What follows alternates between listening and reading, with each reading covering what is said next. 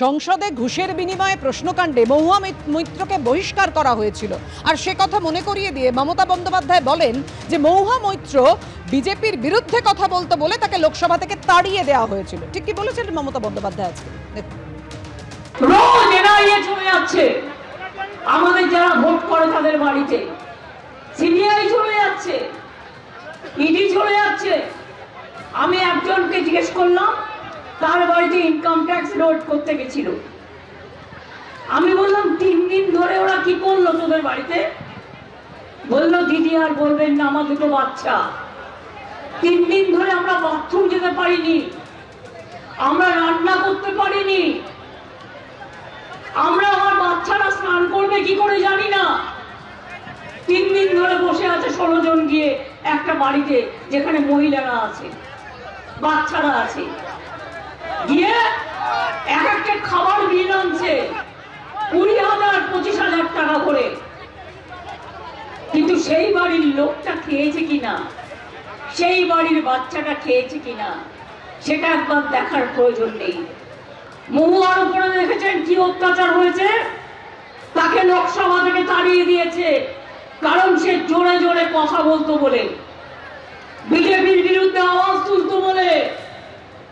ভোটে দাঁড়াবার পরেও তার বাবা মা বেচারা কিছু জানে না, তাদের বাড়িতে গিয়েও রেড করে এসছে, এবং ওদের কাজ যেমন করে হোক মহুয়াকে হারানো।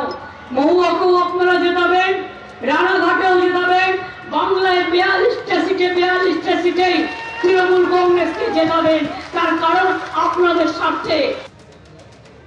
প্রধানমন্ত্রী নরেন্দ্র মোদী যেদিন কৃষ্ণনগরের বিজেপি প্রার্থী অমৃতা রায়কে ফোন করেন, সেদিন দুজনের মধ্যে মহুয়া মৈত্র প্রসঙ্গে কি কথোপকথন হয় দেখুন।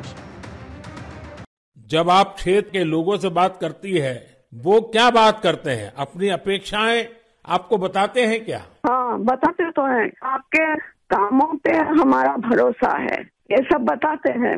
और हम पूछते हैं कि महुआ मैत्र का क्या होगा? बोलो उसको तो जेल ही जाना है। अच्छा, लोग बोलते हैं। हाँ जी। মমতা বন্দ্যোপাধ্যায় বলছেন যে মহুয়ার ওপর অত্যাচার হয়েছে, লোকসভা থেকে তাকে তাড়িয়ে দেওয়া হয়েছে, এমনকি তার বৃদ্ধ বাবা মাকে পর্যন্ত ছাড়েনি।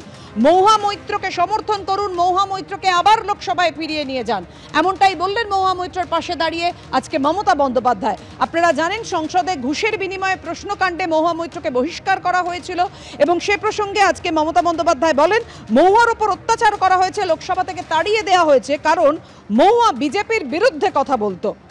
মহুয়ার বৃদ্ধ বাবা মাকেও ছাড়েনি, ফ্ল্যাটে তল্লাশি চালিয়েছে। কি বলেছেন আজকে মমতা বন্দ্যোপাধ্যায় আরো একবার দেখুন। রোজ এনআইএ চলে যাচ্ছে, আমাদের যারা ভোট করে তাদের বাড়িতে সিবিআই চলে যাচ্ছে, ইডি চলে যাচ্ছে। আমি একজনকে জিজ্ঞেস করলাম, তার বাড়িতে ইনকাম ট্যাক্স লোড করতে গেছিল। আমি বললাম 3 দিন ধরে ওরা কি করলো তোদের বাড়িতে? বললো দিদি আর বলবেন না, আমার দুটো বাচ্চা, 3 দিন ধরে আমরা বাথরুম যেতে পারিনি, আমরা রান্না করতে পারিনি, আমরা আমার বাচ্চারা স্নান করবে কি করে জানি না। 3 দিন ধরে বসে আছে 16 জন গিয়ে একটা বাড়িতে যেখানে মহিলারা আছে, বাচ্চারা আছে, গিয়ে এক একটা খাবার বিল আনছে 20,000 25,000 টাকা করে। কিন্তু সেই বাড়ির লোকটা খেয়েছে কিনা, সেই বাড়ির বাচ্চাটা খেয়েছে কিনা, সেটা একবার দেখার প্রয়োজন নেই। মহুয়ার উপরে দেখেছেন কি অত্যাচার হয়েছে? তাকে লোকসভা থেকে তাড়িয়ে দিয়েছে, কারণ সে জোরে জোরে কথা বলতো বলে, বিজেপির বিরুদ্ধে আওয়াজ তুলতো বলে। ভোটে দাঁড়াবার পরেও তার বাবা মা বেচারা কিছু জানে না, তাদের বাড়িতে গিয়েও রেড করে এসছে, এবং ওদের কাজ যেমন করে হোক মহুয়াকে হারানো। মহুয়াকেও আপনারা জেতাবেন, রানাঘাটেও জেতাবেন, বাংলায় 42টা সিটে 42টা সিটেই তৃণমূল কংগ্রেসকে জেতাবেন, তার কারণ আপনাদের স্বার্থে।